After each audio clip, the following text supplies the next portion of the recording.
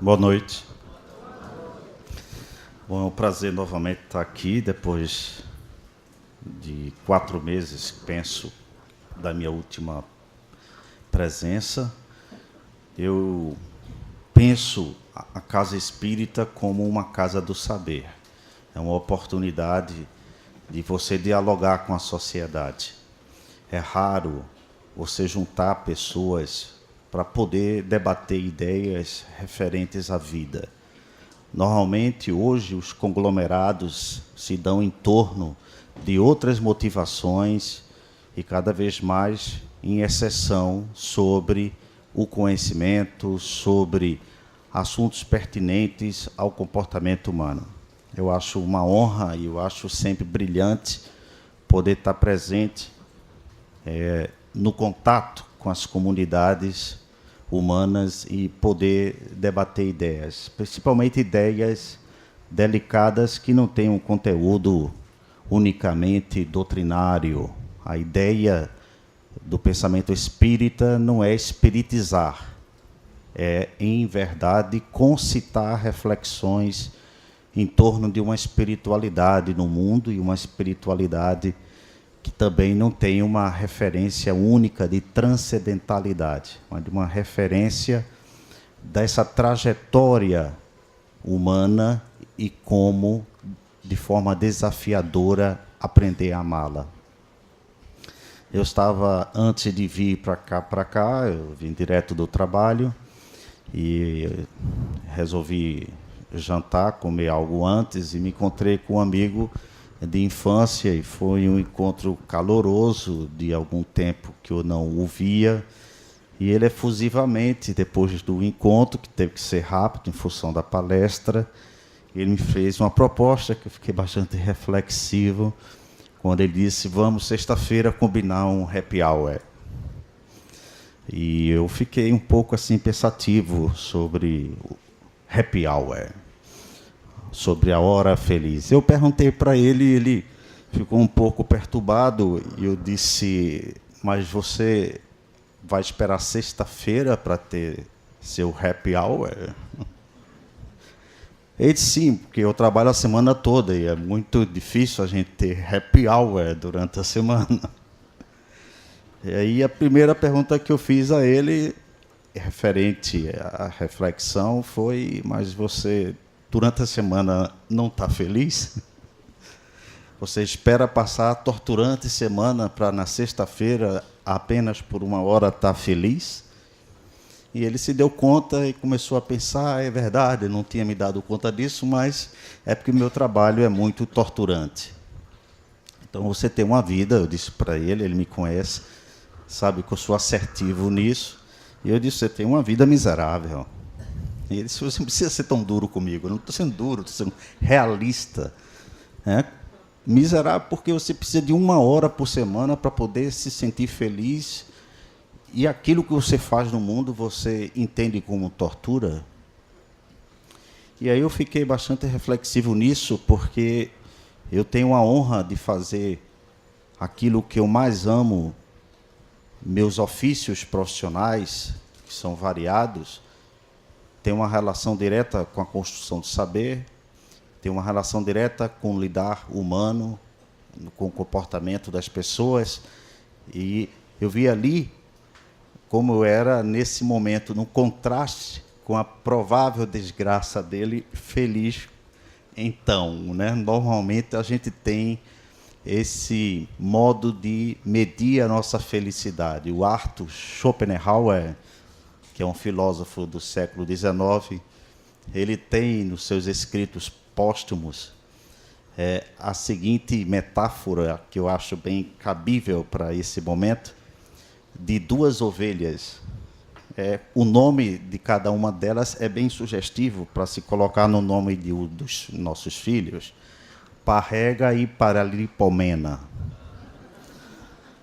E Parrega e Paralimpomena estavam sofrendo um drama eminente, porque as duas ovelhas, coitadas, estavam pressentindo a proximidade de um lobo, e certamente uma delas seria escolhida e devorada. Elas se entreolharam, não sabiam o que fazer, porque o lobo vinha rapidamente, ficavam apenas torcendo para que ela não fosse escolhida. E no momento que o lobo devora uma, né, pega uma, então a outra começa a se sentir feliz graças à desgraça do outro, dizendo, não foi comigo. Então, às vezes, nós temos uma felicidade à maneira de Parrega e Paralipomena. Eu mensuro minha felicidade de acordo com a desgraça do outro.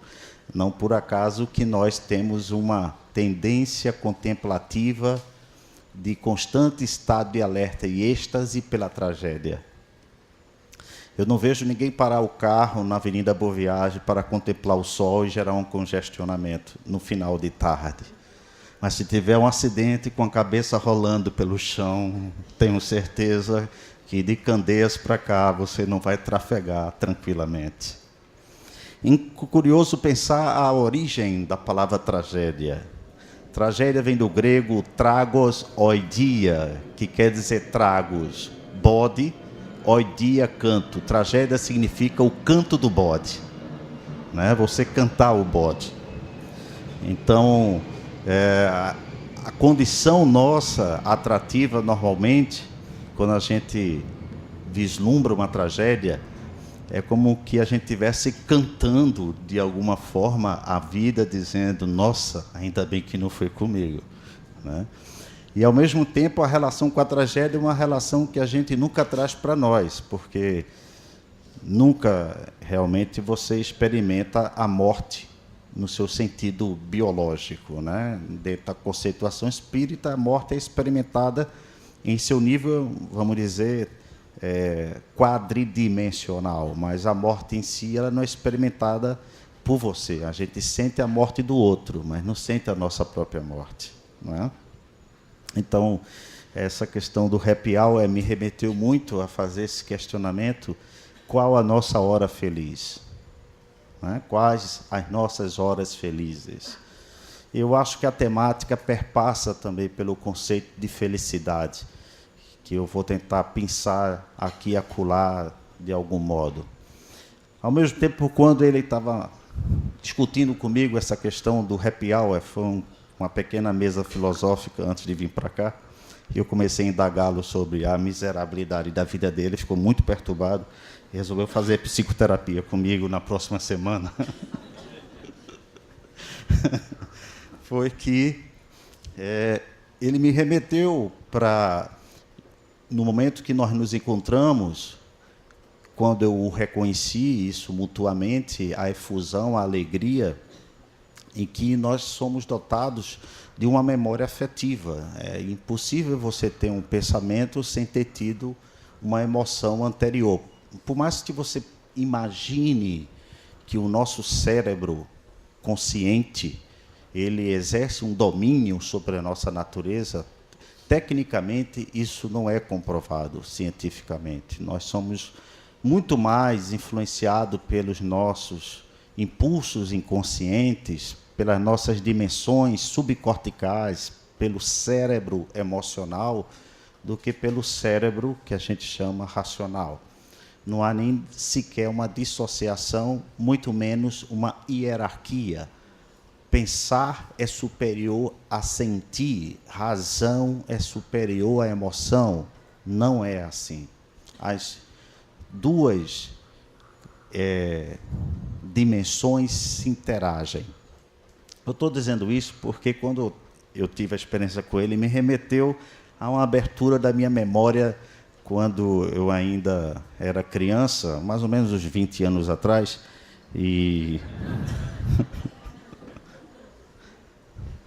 e naquele tempo, no primeiro dia, quando você vai para a escola, todos nós nos lembramos que é uma espécie de segundo nascimento, né? A expulsão de um outro útero, porque a gente, na verdade, nasce na vida traumatizado, né? Eu nunca vi uma criança nascendo sorrindo, né? Tipo, pô, quem passa esse mundo? Além de a gente nascer chorando por causa do trauma, a gente ainda leva uma palmada, né? Então, nasce apanhando e chorando, do tipo, o mundo é esse, entendeu? Se você quiser, fique por aqui, senão se vira, tá? Mas essa é a realidade. Então, mas a experiência de ficar na escola pela primeira vez é traumatizante também, não sei se vocês se lembram disso, né? No meu caso, quando minha mãe foi me deixar na escola, no primeiro dia, eu tinha 4 anos de idade, no jardim de infância, essa era a escolaridade daquele tempo, e ali eu senti um drama terrível, e era uma escola religiosa. E aí os padres me acolheram e disseram que era habitual, antes de entrar na sala de aula, cantar o hino nacional uma vez por semana, né? Pra vocês terem ideia, isso não faz muito tempo. E naquele momento, eu ainda muito criança, 4 anos de idade, o hino começou a ser entoado, a bandeira sendo hasteada, e eu me lembro como hoje perfeitamente a profunda emoção, um misto entre alegria e tristeza que eu experimentei ao contemplar o hasteamento e o toque do hino nacional. E eu chorava muito, e eu sabia até, inclusive, alguns trechos do hino, e eu não entendia por quê. Essa memória tinha sido apagada, em verdade, durante alguns anos. Só quando eu tive mais ou menos 10 anos, eu me lembrei dessa memória, ela veio à tona. Porque uma coisa que eu quero que vocês saibam também, que é uma descoberta da neurociências atualmente, né? A função da memória não é lembrar, é esquecer. Né? Porque se você se lembrar de tudo, você não tem processamento de dados. Né? Também, se você esquecer de tudo é Alzheimer. Aí também não vale. Mas a função da memória é esquecer, deletar algumas informações para que novas entrem, porque o cérebro não tem suporte para armazenamento total dessas informações que recebemos diariamente. Mas o fato é que, aos 10 anos de idade, eu me lembrei dessa experiência, emocionado, como eu fiquei ao escutar o hino nacional, e fui perguntar à minha mãe, né? Eu disse: mãe, olha, aconteceu que eu tive uma lembrança.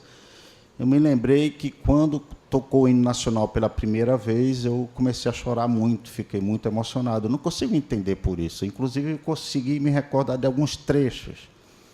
Aí ela fez a grande revelação para mim, né, bombástica. E ela disse: meu filho, nunca falei para você, é porque, em verdade, toda vez que você acordava de madrugada, não tinha canção de niná que desse certo. E uma vez a sua avó teve um insight, né? Digamos que o mentor espiritual dela soprou nos ouvidos e disse: olha, vai ver que é a reencarnação de Olavo Bilac, ou coisa parecida. Canto o hino nacional para ele. E mamãe disse que foi um remédio na hora, porque assim que eu comecei a cantar, você parou imediatamente de chorar. E lançou um breve sorriso nos lábios. Aí eu disse: mãe, funcionou mesmo, né? Ela fez, foi um remédio certo. Porque toda vez que tu começava a chorar, eu cantava o hino nacional e tu calavas. Então ficou com a memória afetiva, né? Ficou lá fossilizada, do tipo... eu comecei a construir uma relação com a melodia do hino nacional, porque, em verdade, eu associei ao afeto da minha mãe. Então, o que eu quero dizer com isso é que, essencialmente, nós somos criaturas afetivas. Com raras exceções, algumas categorias humanas, como psicopatas, de grau de 15 a 23, obedecendo uma escala de um psicólogo canadense, eles não têm uma reação afetiva empática, porque a área específica, que é uma área bem limítrofe entre o sistema límbico e o hipocampo, não tem receptores nervosos. Então, eles não conseguem gerar empatia. Mas, tirando os psicopatas, nós, dominantemente, somos seres afetivos e empáticos, em graus variados. Isso significa que a pergunta é: qual é o teu happy hour? Porque essa é uma grande questão espírita. Né? A propositura espírita não é de fazer com que você, a maneira como nós, muitas das vezes, confundimos, Felicidade não é alegria contínua, né? O Kierkegaard, que é um filósofo dinamarquês, ele já dizia que sem tristeza não há conhecimento de si. E na época dos monastérios medievais era muito típico com que se fosse estimulada o que eles chamavam da intristícia, porque a intristícia que dá origem à palavra tristeza. Sem intristícia não há arte, não há inspiração. Só que não é a tristeza que desanima, é a tristeza que gera introspecção. E a nossa felicidade hoje não é de introspecção. A nossa felicidade hoje é de excessiva exteriorização.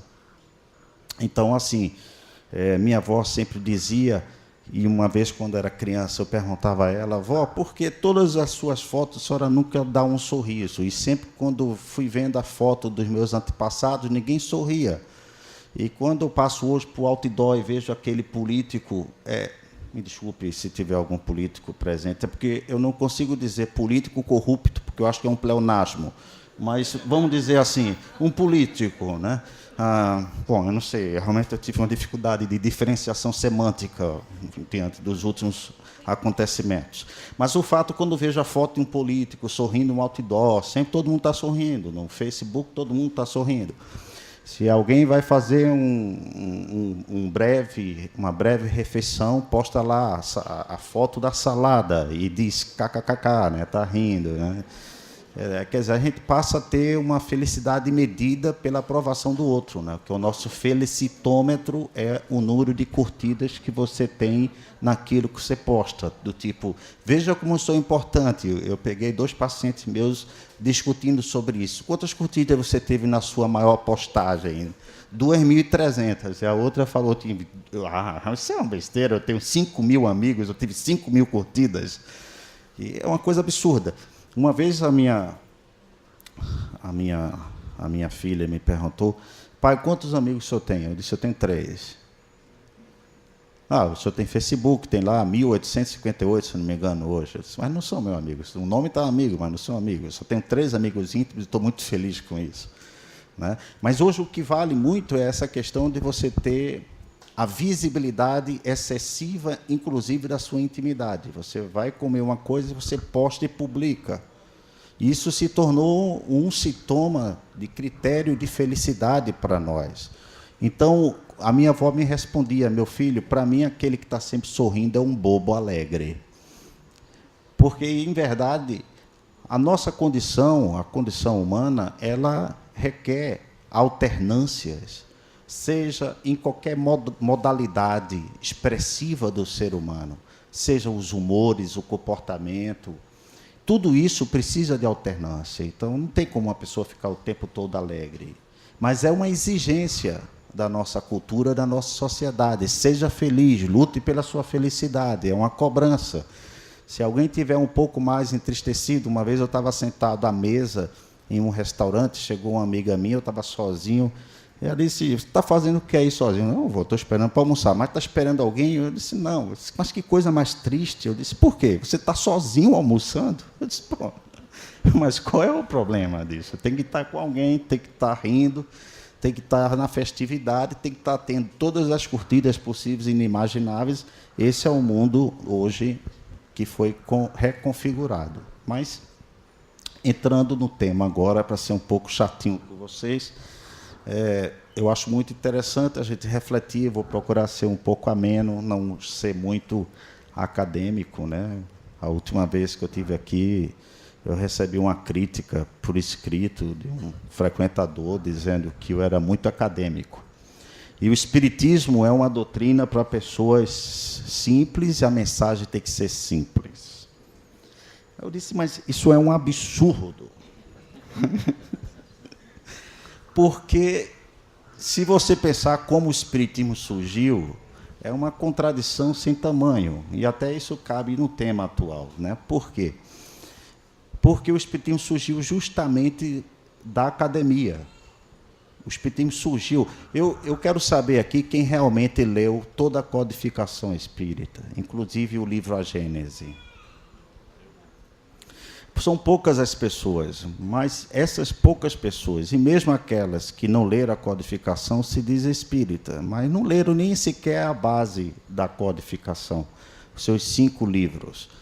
Por quê? Porque são livros que, mesmo que tenha um didatismo, o máximo que as pessoas leem é o Evangelho, só para fazer em casa e aquilo aberto ao léu.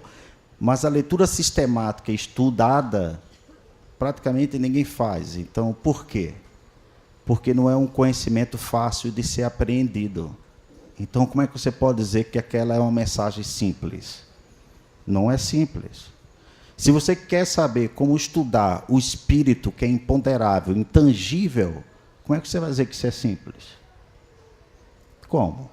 Se você quer estudar a complexidade do comportamento humano, você vai dizer que isso é simples, você está reduzindo a complexidade à sua preguiça de não querer estudar. Então, se você pensar como o espiritismo pipocou, eu tive lá em Paris, no cemitério. Kardec foi enterrado em Paris, depois ele foi trasladado para outro cemitério chamado Père Lachaise, que fica na área da grande metrópole de Paris. Eu estive lá.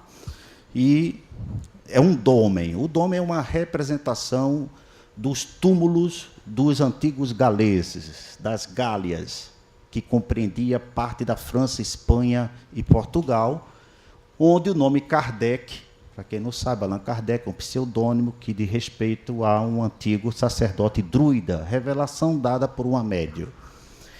Mas o nome dele é outro, Hippolyte de Leon de Rivaio, é um nome que não tem nada a ver com o pseudônimo. Então, eles fizeram, sob sugestão de um grande astrônomo daquele tempo, que é o Camille Flammarion, e de alguns outros amigos, inclusive o Alexandre Dumas, autor do O Conde do Monte Cristo, eles construíram um túmulo parecido com o dos druidas. E o dômen fica bem no corredor, um pouco mais para frente fica o túmulo de Edith Piaf, e tem muitas celebridades lá enterradas. E eu fui lá, fiquei 1h30 à frente do túmulo de Allan Kardec, que ao lado tinha também da sua esposa, a Gabrielle Boudet, que era 9 anos mais velha do que ele, né? Era um cara inteligente, né? A experiência conta. Então, era uma poetisa, Mancheias, ele um pedagogo, muito dedicado, e estava lá. E nesse momento eu presenciei várias cenas de inúmeras pessoas que lá passavam, tocavam no busto de Kardec e faziam o sinal da cruz. Como assim? Outro vinha e ficava com as mãos, né, juntinhas, fazendo uma oração, Pai Nosso, né? Só estava faltando um muçulmano, né, fazer o cumprimento lá, entendeu? Então, bom, muçulmano, com todo o respeito, por favor, porque agora eu fiquei com medo com essa questão das Olimpíadas, né? Mas o fato é que, como pode um dito cientista e filósofo ser adorado como um líder religioso? Porque nós esquecemos a ciência, a filosofia e abraçamos a religião? Porque é mais fácil. Ciência e filosofia requer atividade cerebral constante. Religião é só consolo. Ciência e filosofia é dúvida, religião é certeza. Religião é consolação. Ciência e filosofia é provocação. Religião é verdade. Ciência, e filosofia é conhecimento temporário. Então, é muito mais fácil. E ali eu vi o cenário, ipso facto, né, assistindo a cena de várias pessoas passando e se beijando, tudo isso. Então, isso foi uma transfiguração, em resposta que eu estou dando a essa crítica. O Espiritismo nasceu da academia.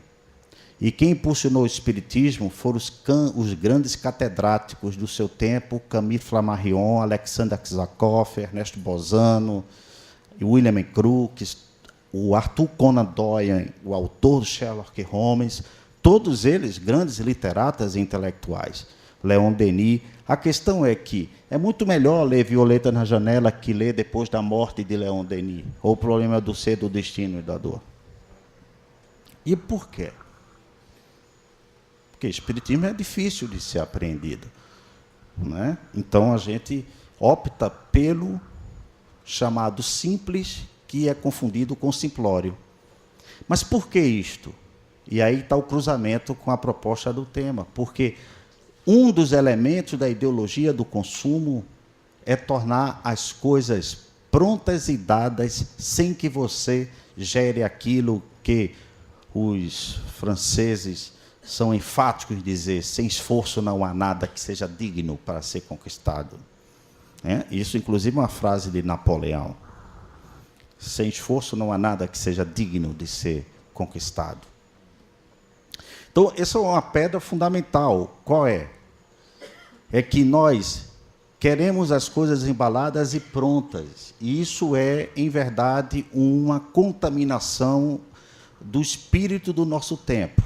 Os alemães têm um conceito para isto, porque eles entendem que a cultura determina o pensamento das pessoas, como também as pessoas elas passam a mudar ou fixar essa cultura de acordo com a transmissão do conhecimento a cada geração, que é o Zeitgeist, o espírito do nosso tempo. Então, o espírito do nosso tempo, é bom que nós tenhamos consciência, é um espírito do nosso tempo onde a ideologia do consumo, ela é, em verdade, a grande agência de identidade do nosso tempo.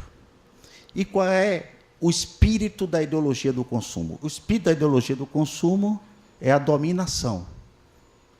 O espírito da ideologia do consumo é a fascinação. Nós não estamos mais hoje usando o teatro grego para poder comunicar o que o ser humano sente, driblando a repressão ou a condenação dos deuses do Olimpo através das máscaras, personas. Nós utilizamos hoje o palco para o espetáculo e para a farsa. E isso é muito interessante pensar que, se um dos espíritos da ideologia do consumo é a dominação, dominação de quê? A dominação do nosso inconsciente. É interessante pensar que poderíamos fazer um trocadilho à luz cartesiana, que não se trata mais penso, logo existo, é compro, logo existo. Você é determinado pelo seu poder de compra. E é muito interessante pensar que hoje não se produz apenas produtos para os consumidores. Essa é a grande marca do nosso tempo. Nós hoje produzimos consumidores para os produtos.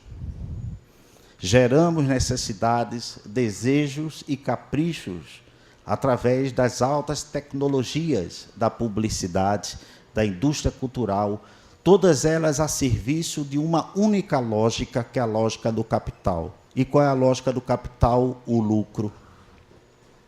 E qual é a lógica do capital? Sendo lucro, significa que a lógica do capital só tem lucro quando existe mercadoria. Então, as mercadorias não estão apenas nas prateleiras dos supermercados. As mercadorias também se constituem como os próprios consumidores e não apenas aquilo que consumimos. E de que maneira isso nos alcança, nos atinge sem que nós tenhamos a menor suspeita? Até mesmo, voltando aqui para o cenário espírita como exemplo, vamos imaginar que quando você consegue fazer com que algo seja muito mais facilmente alcançável e dispense seu esforço, que dispense você do seu trabalho intelectual e que chegue para você pronto, embalado, tipo uma comunicação mediúnica ou simplesmente a leitura de um livro que vai fazer com que você ilumine sua consciência, ou aquilo que o palestrante vai dizer, você vai dizer: poxa, agora é o meu caminho.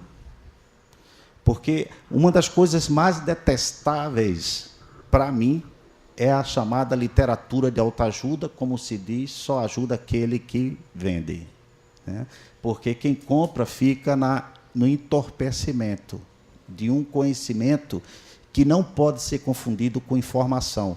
A nossa cultura do conhecimento não é de informar, é de formar o sujeito, e não de informar a pessoa.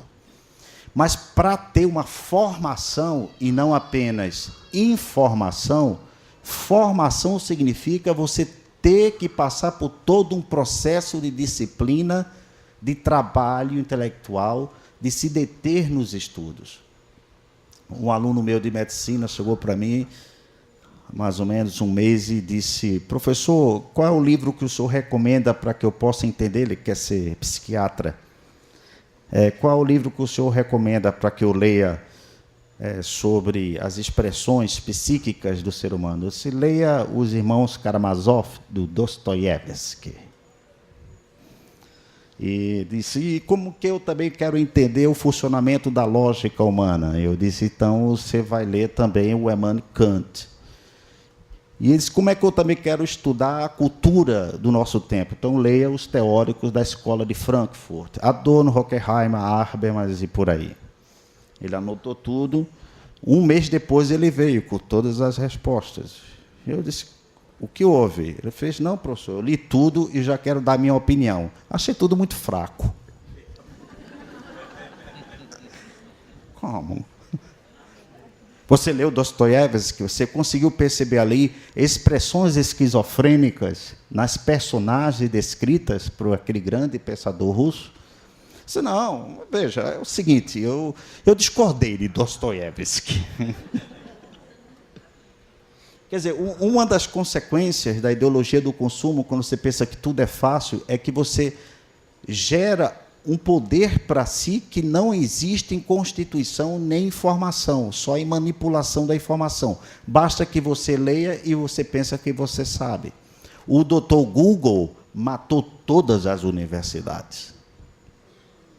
Um paciente chega para mim e já chega dizendo o que é que ele tem. Ele já sabe a leitura e o diagnóstico. Eu quase pergunto a ele: o que é que você veio fazer aqui? Não, porque o senhor veja, eu quero... Você já sabe tudo, você já está fazendo uma análise perfeita da sua situação.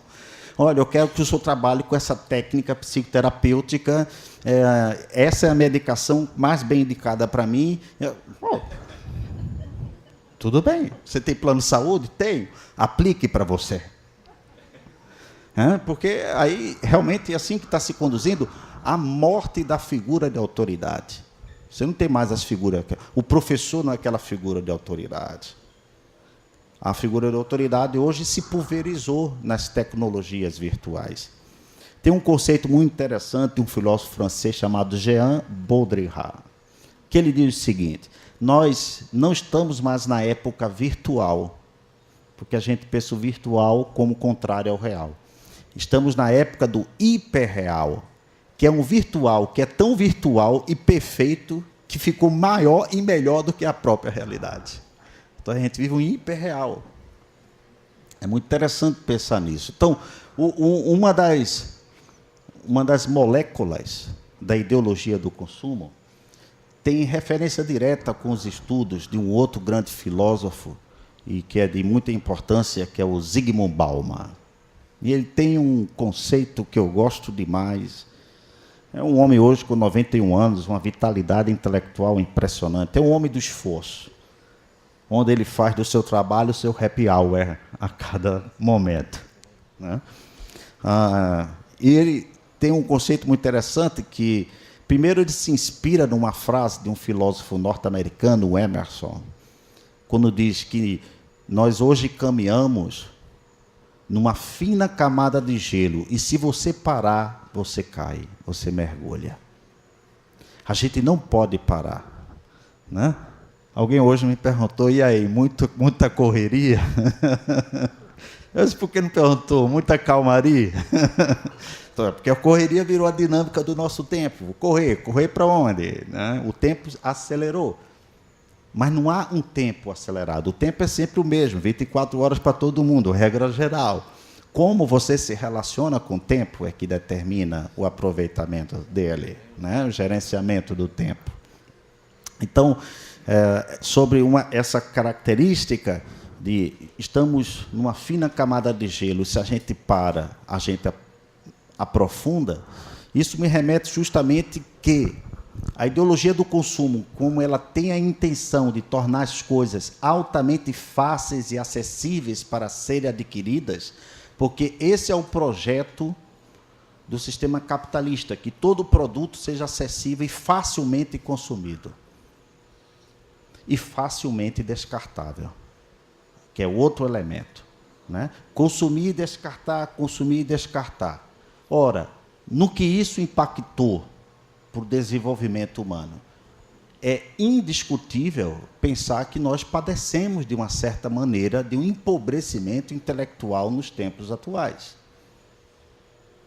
Quando eu pergunto ao meu aluno, faça uma dissertação sobre determinada temática, psicologia médica em ambulatório de hospital público, ele não sabe dissertar, ele sabe responder perguntas de múltiplas escolhas. Por que o senhor não faz a prova assim, professor? Porque eu tenho que escrever, porque não boto só o X? Eu disse, meu amigo, você não pensa com X. Você é um alfabeto. Não é? Então, o que existe é um treinamento cognitivo que leva as pessoas, estamos perdendo algumas habilidades cognitivas, algumas competências, como, por exemplo, o amor à profundidade. Por quê? Porque a profundidade requer um envolvimento, um engajamento, requer uma dedicação. Como a gente está muito no corre-corre, parar afunda. Então a gente tem que estar no corre-corre. Corre-corre significa você sempre estará na superfície. E a nossa cultura é uma cultura rasa e superficial. Você nunca vai querer parar para escutar um Chico Buarque. E Chico Buarque tocando em Caruaru, em São João, não existe. E ninguém vai pagar 500 mil reais a Chico Buarque para ele cantar no São João, porque ninguém vai. Mas o Wesley Safadão, né? Então, enche, mas qual é a letra? Você escutar a letra, é uma letra mimética, repetitiva, parece que não existe melodia na música. Porque melodia significa você sentir a música. O som mimético não é sentir, é estar excitado. Então, a nossa cultura é uma cultura da excitação, porque a excitação leva à fascinação. Porque quando você não permite que o indivíduo sinta, ele não pensa. Porque se ele pensar, ele não compra. Então, ele tem que ser arrastado imediatamente, pescado na excitabilidade. Na excitação é como o cara que está drogado ou o cara que está alcoolizado. Ele não pensa direito e faz aquilo na primeira coisa que passa pela sua cabeça ou alguém pede. Joga-se do barranco. Ele se joga. Se estiver realmente embriagado, ele vai se jogar. Não há um raciocínio lógico na ideia do consumo impulsivo, né? Do consumo compulsivo, inclusive. Por quê? Porque a publicidade sofisticou-se a tal ponto de fazer com que todos os nossos desejos sejam convertidos hoje em felicidade. A proposta é não apenas que você adquira um produto, mas que esse produto traga para você não apenas aquilo que ele pode trazer, do tipo, a geladeira traz o quê? Refrigeramento dos produtos. Mas você, para vender uma geladeira, você coloca uma mulher muito bonita ao lado dela ou atrás de um carro e diz, se você comprar esse carro, você vai conquistar as mulheres mais belas de Recife. Ou o inverso, né? Por favor. Se você bota lá um camarada, um palestrante espírita, pode ser que ninguém compre o carro. Mas tem que ter um anexo de apelo emocional. Porque a ideia de consumir não é somente ter o produto para um fim útil ou necessário, é também para trazer aquilo que sempre mobilizou o ser humano, que é a felicidade. Estamos sempre nesse ardor de buscar essa felicidade. Só que essa felicidade migrou da dimensão pessoal do esforço, do trabalho, da construção pessoal, da dedicação, desses atributos da personalidade que faz com que o indivíduo seja formador e não apenas informado. Porque quando você é um formador de opinião, você pensa. Então, a gente não tem uma sociedade de pensadores, a gente tem uma sociedade de consumidores. Então, o conhecimento ele também virou artigo de consumo. Você consome o conhecimento porque você quer que ele chegue embalado e pronto. E, por favor, palestrante, não dificulta a mensagem. Diga-me de forma nítida e clara o que eu devo fazer, porque essa é a questão. Não é quem eu sou, é diga-me o que eu faço. Se você disser o que eu devo fazer, eu faço. Eu não quero ter o trabalho de descobrir por conta própria. A Mary Shelley, escritora do livro Dr. Victor Frankenstein, 19 anos, escreveu uma frase célebre no século XIX. Eu prefiro ser a vela que, mesmo queimando a mim mesma, me ilumino com minha própria luz, a seu espelho ao seu lado que apenas a refletirá. O espelho não vai queimar nunca, mas também não tem luz própria. A produção de um sujeito que possa mudar a perspectiva da nossa sociedade, do nosso consumo, é um sujeito que ele passa por toda uma ordem formativa que a ideologia do consumo castra, tira isso de você. Uma coisa interessante desse conceito de happy hour, né, é que eu me lembrei de uma frase de uma escola grega chamada estoicismo. A frase é a seguinte: lamente menos, espere menos e ame mais. É interessante pensar que a dinâmica psíquica nossa ou vai sempre para o passado e muitas vezes está indo para o futuro. A gente não consegue ter o deleite do momento presente. Nada pior para um sujeito que quer ter uma educação formativa e se afirmar no esforço e acender sua própria luz do que ficar na esperança. A esperança ela é casta em si. A esperança é casta de quê? Ela é casta do gozo. Porque eu só espero o que eu não tenho. Portanto, não estou no gozo ainda, não estou no usufruto. Onde está o gozo e o usufruto? No momento presente. Aí o indivíduo fica dizendo, amanhã. Amanhã não existe, é um hoje depois.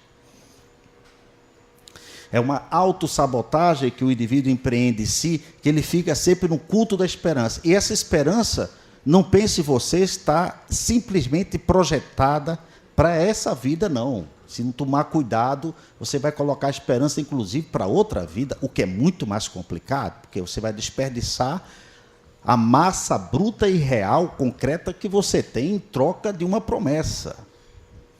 Porque, afinal de contas, sejamos honestos. Não obstante toda a nossa crença e fé, a gente não tem certeza plena. Não tem. Do ponto de vista científico, nada está comprovado. Tudo não passa da ânsia humana. Né? O nosso desejo se impondo sobre a realidade. Porque a gente tem esse ressentimento contra a vida. A gente não aceita a vida como ela é. E o indivíduo, então, que é sempre alienável, é um indivíduo que tem ressentimento contra a vida. O indivíduo que está amando mais é o que está no momento presente. E só é possível amar mais quando você tem uma relação de amizade com a vida. Se você tem uma relação de inimizade com a vida, será como esse meu amigo que precisa passar a semana todinha na tortura do trabalho para ter uma hora, coitadinho, numa sexta-feira para dizer agora eu tenho a minha hora feliz, meu happy hour. Mas isso que está fluindo a cada momento dentro de nós, que é a vida, é justamente a grande questão da ideologia do consumo, que é, se você for capaz de entender, como diria a escola epicurista, reduzir suas necessidades e revisitar o desejo daquilo que você já conquistou, você tem uma vida melhor do que simplesmente ficar buscando aquilo que lhe falta. Então a felicidade é continuar buscando aquilo que falta sem perder de vista aquilo que eu já tenho e preciso continuar a desejar aquilo que eu desejei e já tenho. Regozije o que você desejou e já tem. a gente já está sempre pensando na realização do próprio desejo antes de usufruir aquilo que a gente lutou. Chegou um colega meu recentemente e disse, finalmente, Spencer, eu vou agora, eu consegui terminar o doutorado muito difícil, 4 anos, isso, aquilo. Eu disse, nossa, então você vai agora entrar num processo de contemplação dos seus resultados. Nada, já estou pensando no pós-doc. Sim, mas você está conseguindo usufruir? Não, já estou tenso, eu tenho que elaborar um projeto para o pós-doutorado.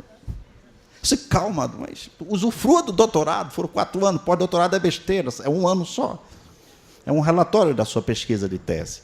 Disse, não, mas eu já estou...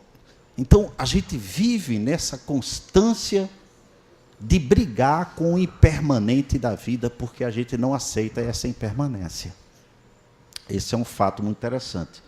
A gente está chegando ao final, né? Sempre o tempo, ele é um senhor dos escravos, né? Então, bom, 2 coisas que eu quero pontuar. Rapidamente, não deu para falar quase nada, mas foi possível. Obrigado pela solidária. 10 minutinhos aí me deu aí, Paulo, valeu. Muito obrigado. Você conseguiu fazer meu happy hour. Deixa eu ver o que é que eu ia dizer. Estava na inspiração. O meu mentor está reclamando. Tá, beleza. Então, uma coisa importante é que eu me lembrei de um trecho que pode ilustrar razoavelmente o que eu quero colocar aqui para vocês.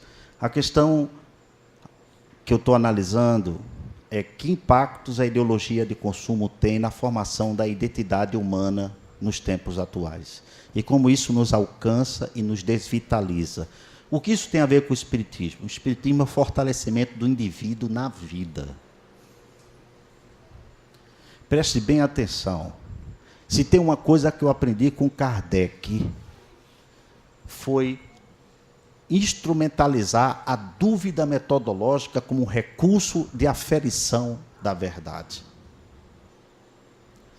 Quaisquer doutrinas que preguem com veemência que esta é a verdade indissolúvel, perdeu a sua autoridade teórica. Porque tudo é expressão da linguagem humana. 2, um outro elemento importantíssimo que eu aprendi com Kardec. E esse é fatal. O que você faz do seu tempo? Significa dizer, você está fazendo aquilo que você ama, como diria Friedrich Nietzsche, na teoria do eterno retorno. Você seria capaz de voltar a fazer tudo aquilo que você está fazendo inúmeras vezes, se você é capaz de voltar a fazer inúmeras vezes aquilo que você está fazendo, então você é uma pessoa que está amando mais, esperando menos e lamentando menos. Portanto, você faz da sua vida, em verdade, o seu life happy, seu happy life. Não um happy hour, mas um happy life. A sua vida é feliz. Né? E uma vida feliz é uma vida de coragem. Por que coragem? Coragem é justamente você saber que suas escolhas, elas não são definidoras de certezas. Coragem significa me expor às incertezas e aos riscos. E é uma coisa que nos apavora. E muitas vezes a gente deixa, muitas vezes, de dar grandes saltos em nossas vidas por conta dos nossos medos de não querer perder as coisas, e esse medo de não querer perder as coisas já faz com que nós próprios percamos a coisa mais importante, que somos nós mesmos. Nós nos perdemos nos medos. Os medos não nos fazem frear necessariamente, sim, mas o medo superlativo ele gera um descontrole de si, uma perda de noção. O contrário da coragem não é a covardia. O contrário da coragem é a preguiça. Né? Essa coragem significa esse enfrentamento. Eu estava dizendo hoje para uma amiga minha, Ontem eu recebi uma paciente, 79 anos, ela é médica aposentada e me emocionou muito no final. Eu pedi para que ela, logicamente, quando terminou a sessão, ela estava com dificuldade de se levantar, né? Ela fazia um esforço e não conseguia. Aí eu me dispus, por favor, permita-me que eu a ajude. Ela disse, não. Nossa. E fiquei ali esperando, e ela com muita dificuldade, se levantando da cabeça, até que fim conseguiu se levantar. E ela disse, assim eu fico de pé para a vida. Né? Olhou para mim e foi saindo lentamente, eu fui acompanhando-a até o elevador, me despedi dela e fiquei ali pensativo. Muitas das vezes a gente quer ajuda, não para voltar a caminhar, mas para ficar de onde não quer sair. E a coragem é enfrentamento, é disposição, é gerar vitalidade. Só é possível ter coragem quando você ama alguma coisa. E aí, essa metáfora do José Saramago é bem interessante. É um escritor português, vocês conhecem, né? Famoso literato, prêmio Nobel. E o Saramago faz uma paródia do mito da caverna de Platão. Eu não vou entrar porque vocês conhecem, tenho certeza, todos conhecem. Mas o mito da caverna de Platão é a ideia de que as pessoas estão acorrentadas dentro de uma caverna, olhando para a parede, e a projeção de suas sombras sobre a parede faz com que elas pensem que aquilo ali é a verdade, é a realidade. E um desses acorrentados consegue se desacorrentar, sai da caverna e olha o sol, e vem contar para os que estão sentados, dizendo, tem sol lá fora, é maravilhoso, uma coisa linda, é outra coisa. E o pessoal todo ali fixado, dizendo, deixa de besteira, senta aí, vamos contemplar a realidade que são as nossas sombras projetadas na parede. Saramago faz um diagnóstico do nosso tempo, muito interessante. Ele diz o seguinte, nunca em nenhum outro tempo a humanidade viveu tanto em profundidade a história da caverna de Platão como nos tempos atuais. Nunca as pessoas estiveram tão hipnotizadas em relação à farsa de viver, num verdadeiro processo de fascinação coletiva, dada a manipulação da cultura sobre as nossas mentes, que nos dispensa esforços e formação em troca de mercadorias. Nós estamos nos vendendo muito barato por muito pouca coisa. Essa é uma lástima. Talvez as gerações futuras, fazendo uma retrospectiva da história da humanidade, talvez alguns historiadores daqui a 200 anos digam, a Idade Média não foi entre o século V, o século XII e XIII. Foi o século XX e o século XXI. Porque nunca se viu tanta ignorância em meio a tanto conhecimento. Nunca se viu tanta gente se sentindo só em meio a tanta facilidade tecnológica de comunicação. Então, o que é que fica?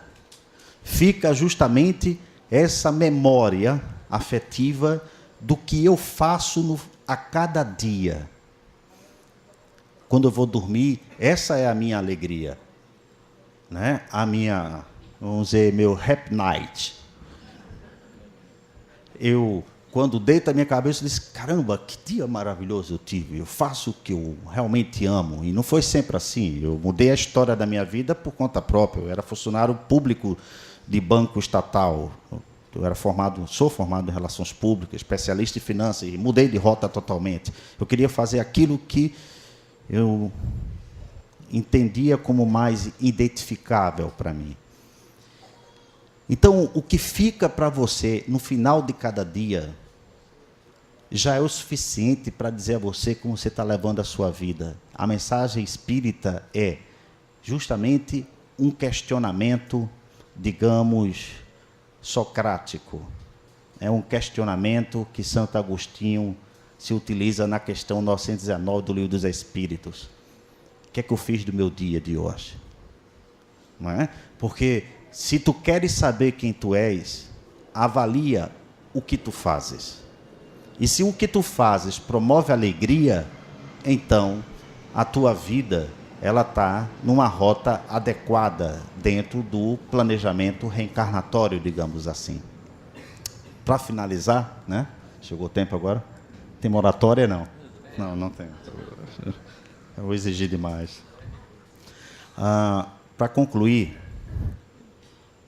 interessante que a gente vai falando, as ideias vão surgindo. Eu me lembrei de uma cena, né? Tem algumas pessoas aqui que me conhecem há uns 20 anos, né? Eu tinha 5 anos de idade, lógico. A Dona Delza me conhece aqui há muito tempo, lá da época que a gente tinha fundado lá Espírita Alvorada Cristã, outras pessoas também. Mas eu me lembrei de uma situação de uma senhora que insistia em assistir minhas palestras. E era uma senhora que, com o tempo, ela começou a andar de cadeira de rodas. E para onde eu ia, para a casa que ela sabia, espírita, onde eu palestraria, ela ia de qualquer maneira. Mas o curioso é que, quando eu começava a palestra, ela já estava dormindo. E quando eu terminava a palestra, ela continuava dormindo. E eu não conseguia entender, porque qual o sentido daquilo, né? Mas, naturalmente, por uma questão de polidez social, não chegava a perguntar, por que a senhora vem, você só dorme? E depois que acabava a palestra, aí ela acordava, aí ela olhava para mim e disse, que palestra maravilhosa. Só gostou? Então, eu não conseguia entender, né? Mas ela ia para todo lugar, estava lá. A primeira pessoa que eu a procurava, eu já estava tão condicionado que eu procurava uma cadeira de roda, não chegava. Era meu ponto de apoio nas palestras, né? Minha fonte de inspiração. Então, eu me lembro de uma vez que, andando ali pela Agamenon Magalhães, o telefone toca e era a filha dela dizendo, Spencer, eu sou fulana, filha de Cicrana. Ela já estava com 91 anos de idade e ela me disse, por favor, Spencer, você tá em algum lugar aqui próximo do Hospital Santa Joana? Eu disse, olha, eu estou, sim, próximo, estou passando aqui. Você teria disponibilidade de vir aqui agora? Eu disse, tem, mas algum problema?